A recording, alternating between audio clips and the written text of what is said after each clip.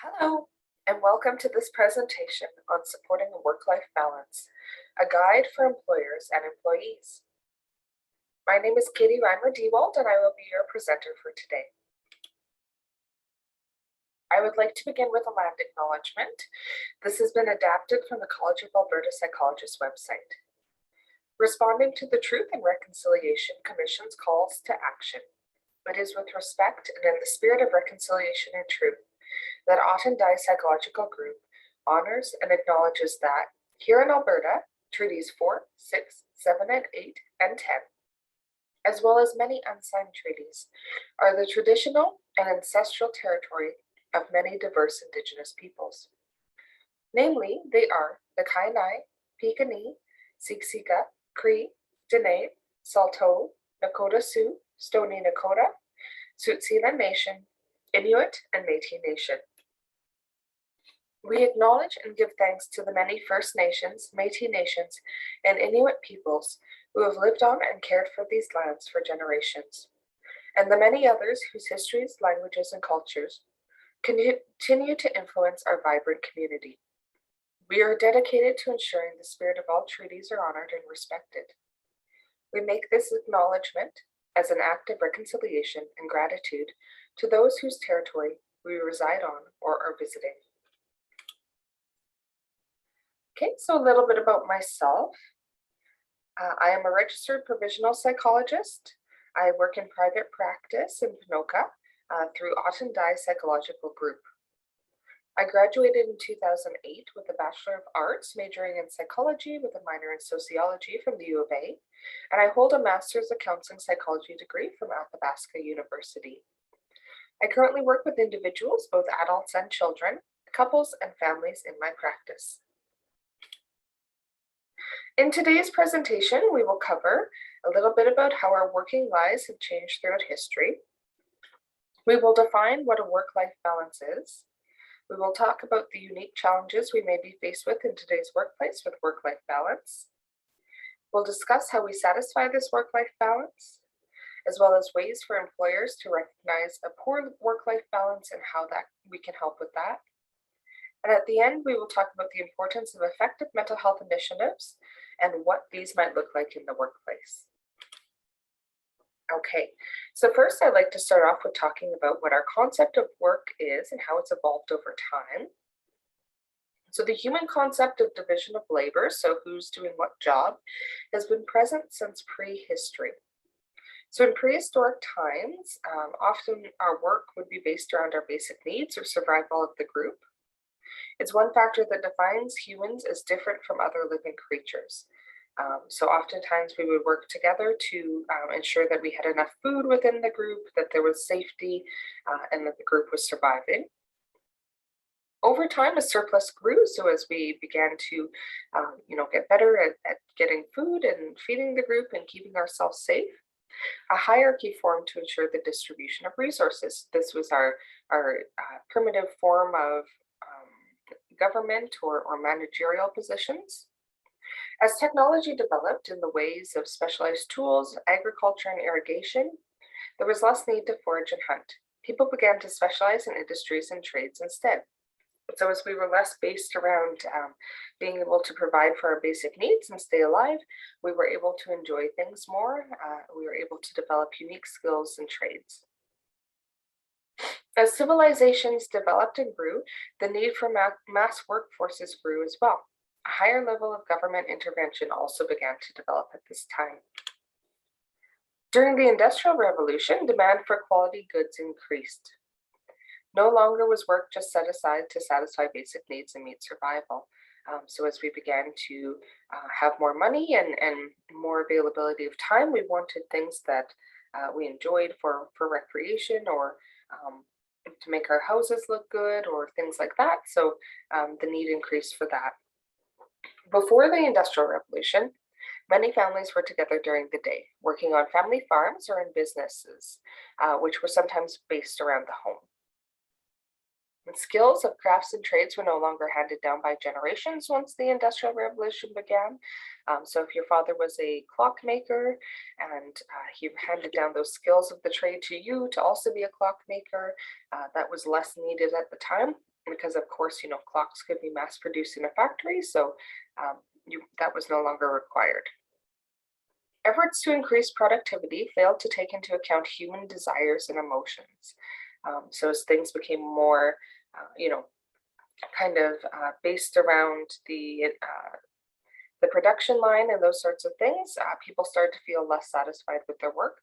They were working faster, but they weren't using their skill to do quality work, and they really missed the social aspect of that. So automation using more machines brought about the need for skilled workers once again, because of course we needed people to be able to run those machines and fix those machines and build those machines. So this again increased satisfaction because we weren't just working in an assembly line as much. There was more need for skilled work. So what is a work-life balance? So it's defined as a balance between career goals and life goals, a feeling that your goals around work do not run counter to your goals around home or personal life. So it's that your work is not interfering with your home or personal life and vice versa. It's a way to work that maintains our well-being and health. So we have some unique challenges in today's workplace to finding our work-life balance. In response to the grueling factory hours of the Industrial Revolution, the 40-hour work week emerged.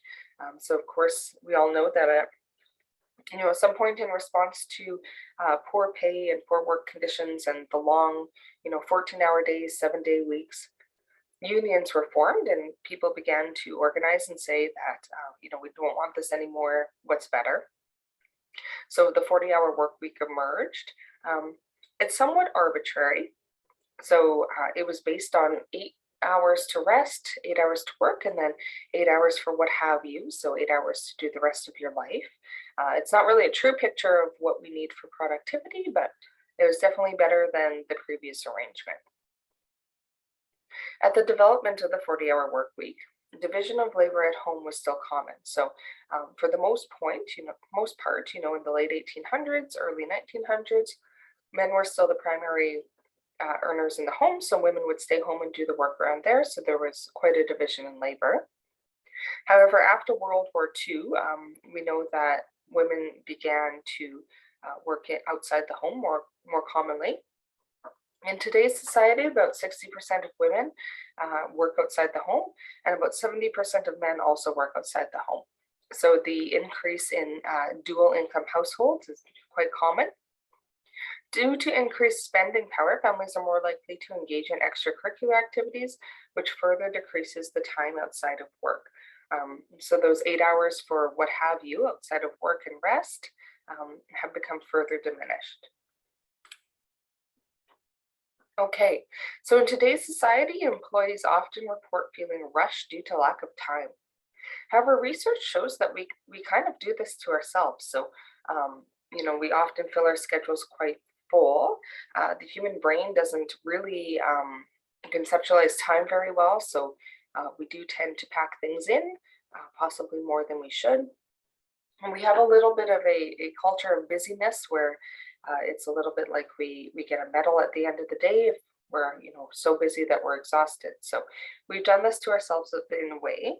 We often overbook ourselves to meet the perceived norms of society and expectations of ourselves. Research has shown that enjoyment and fulfillment greatly impacts our sense of work-life balance, and really in all areas. Research also shows that those who see their work and home life goals as aligning tend to feel happier and more relaxed. So people who can see that, going to work and feeling fulfilled at work is going to, increase their goals with their family and at home, often feel more relaxed and feel like they have more time. The more we perceive time as valuable, the more out of our control, the more stress we feel. So the idea that time is money or that time is very precious and very limited increases our stress. And the more that we feel this is out of our control, like we can't do much about it, the more stress we feel. So during the 20th century, as office automation increased, so as computers became more common and we were using more, quicker forms of technology, it was predicted that many employees would begin performing tasks from home. However, this did not widely occur. Most employees reported feeling the need for the social environment of the workplace. So we know that the socialization was kind of making people's work meaningful as well. And so in the post COVID-19 world, in today's world, as COVID-19 has really altered the way that we work, 60 to 70% of employees who work from home state a preference to continue working from home.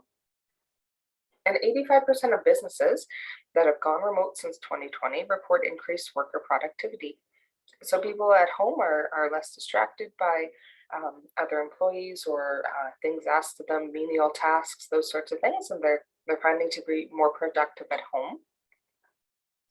Working from home has increased their satisfaction with the work-life balance.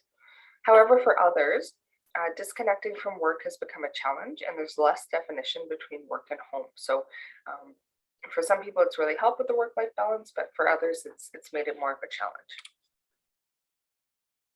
So, how do we satisfy that work-life balance? First off, what research shows is that we have to accept that there's no perfect schedule that will satisfy us. We need to choose realistic options and prioritize. So if you've ever been into the land of Pinterest, you know that there's all sorts of suggestions for scheduling and color coding and creating routines and morning routines and evening routines and being more productive. But we know that really what works is choosing things that fit into your life. So being flexible, different things take priority at different times. So you might find that 1 week or 1 month or 1 year, your kids and your family take more priority, and at other times your job takes more priority, and we need to be flexible and roll with those punches. We need to find something we enjoy. It's not necessarily that, we're going to be able to go into our dream job, right? Not everybody can be an astronaut, uh, but we need to find something that, really doesn't make the day dull, that we don't dread going to. A good rule of thumb is that if your work is so draining that you can't enjoy life outside of work, then there's something wrong. So if you're finding that work and the misery and drudgery of work is taking over the rest of your life, then it's time to reevaluate. We need to prioritize our health. So often I hear people say, I'd like to do this, but I'm too busy. I can't fit it into my schedule. But what we schedule, what becomes part of our routine is what we follow through with. So, if you want to take that yoga class or go golfing or, book a therapy session, then scheduling that in and making sure it's part of your routine and part of your priorities makes it work. We want to unplug from work and stick to a schedule. We need to set some boundaries around our working hours. So, checking your phone at all times or you're answering emails on the weekends, if that's not your normal working hours, is going to add to that work-life balance stress. We need to schedule personal time and take our vacation time as well. So again, there's no award at the end of life for not taking your personal time or your vacation time. So looking at it in a way is, I've earned this. I've worked hard. This is something that I need to stay well. Really reframing in that way and following through with it. What are some symptoms of poor work-life balance? So often feeling fatigued. So feeling like no matter how much sleep I get, I'm not feeling energized. Mental and emotional exhaustion affects our ability to work safely and effectively. So remembering that as well. It also increases symptoms of chronic health problems and can increase the likelihood of developing health problems. So if your health is poor or you're often in pain, that's another symptom of poor work-life balance. If you find that you're often missing important family functions and milestones, which can lead to resentment, emotional distress, and problems in relationships, that's a symptom of poor work-life balance. You might find yourself often feeling impatient, resentful, angry, or irritable, or you're not finding enjoyment in life. If you find you have few breaks from technology, so your phone or your computer are always in front of you, or if you find that you are striving for perfection and never quite able to get there, that can be a symptom of poor work-life balance as well. So what do we do about this? So something we can begin with is creating a self-care routine that satisfies you and fits into your schedule. So everybody looks at self-care differently. We often think of, the bubble bath and that sort of thing. But it's really whatever makes you feel fulfilled and makes you feel like you've re-energized. So, if that's calling a friend every day, if that's going for a walk, if that's cooking a good meal, getting extra sleep, taking a class, whatever that is, that's self-care for you. We need to let some things drop away. We need to let go of some things and prioritize the other items. So, we often, like we said, we pack things into our day, and we expect perfectionism from ourselves. We expect that we can get all of these things done, but really looking at it realistically and saying, what do I need to let go of? Creating a gratitude journal or beginning the day with a gratitude meditation. So we'll talk a bit more about gratitude in the next couple of slides.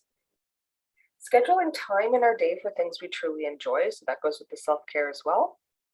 Not responding to emails or messages outside of work hours, putting away your phone, shutting down your email. So really setting those boundaries. And something else we can do is reframing. So looking at failure in a different way. So looking at it as a way to grow or moving forward with your goals. Okay, so as I mentioned, we're going to talk a little bit more about gratitude because research also shows that even for those people who have very packed, very busy schedules, the people who are able to look at the things that are going well are better able to handle those schedules and feel more satisfied with their work-life balance. So research shows that people who practice gratitude strategies report less use of negative emotion words.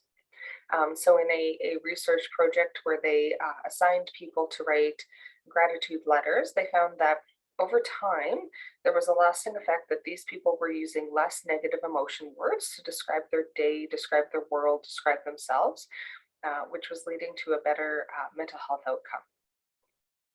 People who practice gratitude have more activity in their prefrontal cortex. So this is the part of your brain that we use for decision making, emotional regulation, problem solving, higher order thinking type things. So these people are maybe a little bit more attentive and they're a little bit more aware of their surroundings and able to make some better choices.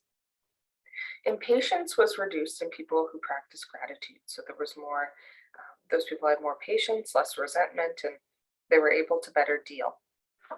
People who practice gratitude report finding work and tough tasks to be more meaningful. And gratitude improves sleep, overall health, and relationships. Okay, so I would like to do a little bit of a 10-minute gratitude meditation, and we will see how we feel after that.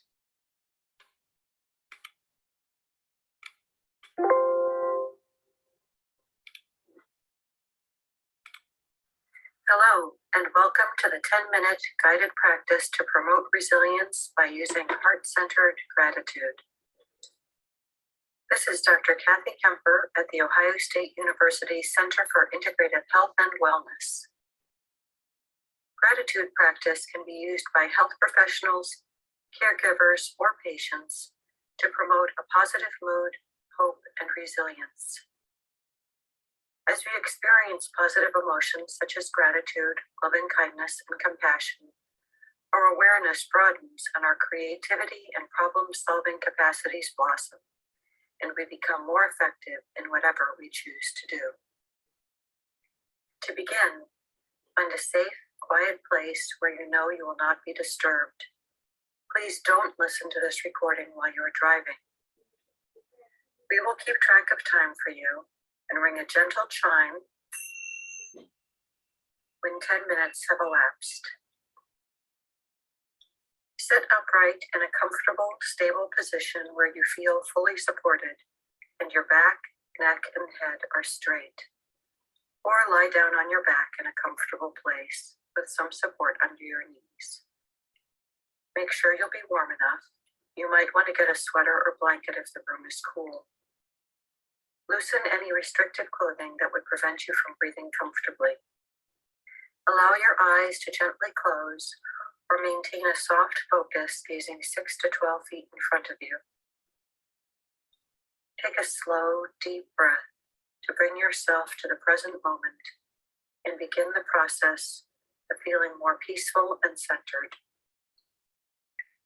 Breathe into the belly so it expands as you breathe in and gets smaller as you breathe out. Now take a minute or two to mentally scan your body for any areas where there is tightness, tension, or soreness, and breathe your warm, oxygen-filled breath into that area. As you breathe out, let the tension release, breathing it out. Now notice any worries, fear, anger, irritation, jealousy, or judgment. Just breathe into those emotions, noting them and allowing them to flow out as you breathe out. Another breath into any uncomfortable emotions, and breathing out, releasing them.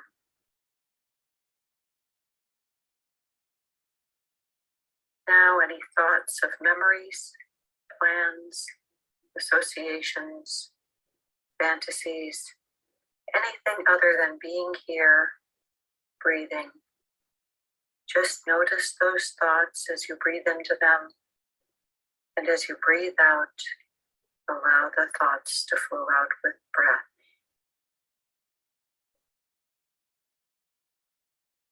Now that our bodies, emotions, and thoughts are a little clearer, a bit more spacious and open, we can begin to focus on the events, experiences, people, pets, or possessions for which we feel grateful. First, recall that if you are listening to this recording, you already have several marvelous gifts. The gift of life itself, the most precious gift. Someone gave birth to you. Someone fed you as an infant, changed your diaper, clothed you, bathed you, taught you to speak and to understand. The gift of hearing, so you can hear and learn, whether it's the song of a bird, the notes of a band or orchestra, the songs of singing or voices, the sound of your own breathing flowing in and flowing out. The gift of the heartbeat, steady, regular, moment after moment, pumping fresh, life-giving blood to all your organs. Now think for a moment about all the things we have today that make our lives easier and so much more comfortable than they were for our great-grandparents. We flip a switch and light appears. We turn a tap and clean, drinkable water flows. We adjust a thermostat and a room grows warmer or cooler. We have a roof to keep us dry when it rains, walls to keep out the cold wind, windows to let in the light, screens to keep out insects. We enter a vehicle and it takes us where we want to go. We have access to machines that wash our clothes, and we have clothes to wear, places to store them. There are machines that store our food at just the right temperature and help us cook it without us having to gather wood. We have indoor plumbing.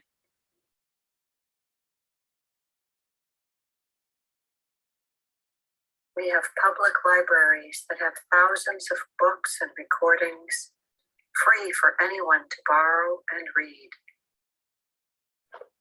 We have public schools that can teach us to read and write, skills that were available to only the very few just a few hundred years ago.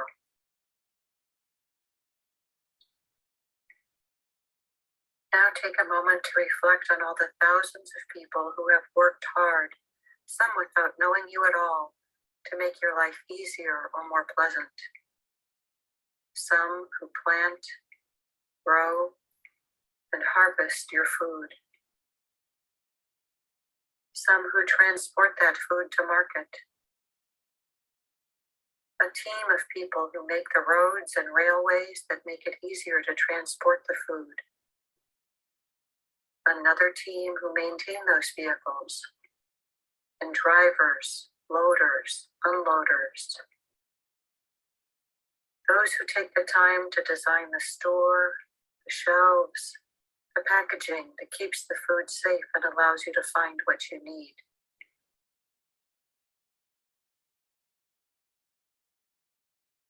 Postal service. Someone who sorts the mail, others who deliver it. Those who maintain the servers so we can get and send email and access the internet. Those who design operations and systems for gathering, sorting, and disposing of trash and recycling. Those who gather news stories and photos, and those who create the many mechanisms by which the news can reach you. All those who play sports, create art or music, or plays or poems or films to entertain and uplift you. And most of these are people you've never met or barely know. Now consider the people and pets you know who enrich your life. Those who smile at you and cheer you on. Those family, friends, acquaintances, colleagues, and peers. Those ancestors who worked so you could live well. Those friends who support you when you need a shoulder or a hand. Now take a moment to reflect on your own reasons for feeling grateful in this moment.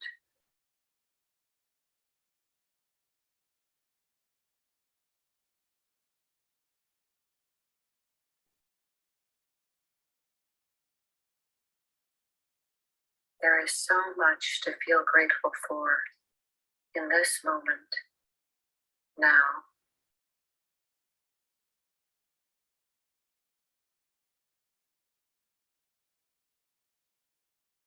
Gratitude fills our hearts and minds, uplifting our spirit.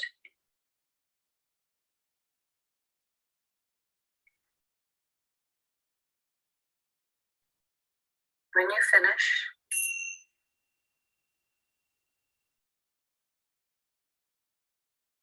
you can notice the feeling of your body and breath in this place. Rest quietly for several minutes, noticing how you feel throughout your body, emotions, and thoughts compared with before you started. No judging, just noticing. Gently stretch your hands and arms, feet and legs. If you choose to stand, do so slowly. With practice, you can find yourself feeling grateful easily wherever you are. You may choose to keep a journal, noting 3 to 5 things each day for which you feel particularly grateful. You can draw on the strength of this gratitude whenever you wish. Thank you for practicing this guided heart-centered meditation to promote the sense of gratitude. Okay.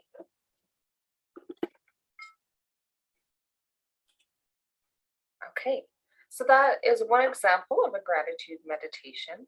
As she mentioned, after the meditation, you can also do other types of gratitude practices, such as keeping a journal or naming 3 to 5 things a day that you're grateful for. And as I said, research has shown that this really does change our mindset. Now, as it pertains to the workplace, how can we create a culture that supports employees? So first off, leaders need to lead by example. If you expect employees to have boundaries, then you also have to have boundaries. And we need to reduce the stigma by changing the way we speak about mental health. We can do this through knowing our employees as individuals. What are their priorities? Can you work with them to create a flexible schedule? So as I alluded to before, the 40-hour work week isn't, the tried and true necessarily, rule of thumb that is going to work for people or that's going to be most productive. There might be things that are more productive for people, possibly working shorter days, um, fewer days, longer hours, fewer days, or chunking up the day, this many more hours in the morning, this many in the evening. Can they work from home a bit? So really being flexible with that and what works best for the business as well as the employees. Providing access to and information about local health and wellness programs. Educating managers on mental health and how to identify signs of problems. And we can offer options. So if you can, and this works a bit better for, a larger company than a smaller one, because benefits can be expensive, but if you can, offer benefits packages with flexible wellness options or employee assistance programs. So some benefits packages offer options for wellness, where people are able to use, the dollars from their wellness accounts to do things such as get a massage or participate in a class or learn from a dietitian or all sorts of things with that. Employee assistance programs offer counseling to employees, so looking into the provision of that. Or we can offer time off or flexible work hours that allow for employees to engage in wellness activities. Encouraging the company-wide wellness activities, so making sure that everybody's able to participate in these. And creating policies around wellness, so setting firm working hours, expectations, and guiding managers on how to respond. So really letting people know even the basics, right? So I might email you on a Friday afternoon, but I don't expect a reply until Monday. Please don't email me on the weekend. And being really committed to this as well. So if you're a manager or the owner of the business, avoiding texting or calling or emailing employees on off hours so they don't feel like they need to reply. Okay, I'd like to thank you for coming to this presentation. If you have any questions regarding this presentation or there's other topics related to mental health that you'd like to discuss, please feel free to contact me. I've listed my contact information on this slide. So katie@ottendye.com for an email and 780-312-8722. You can call or text that number. Thank you.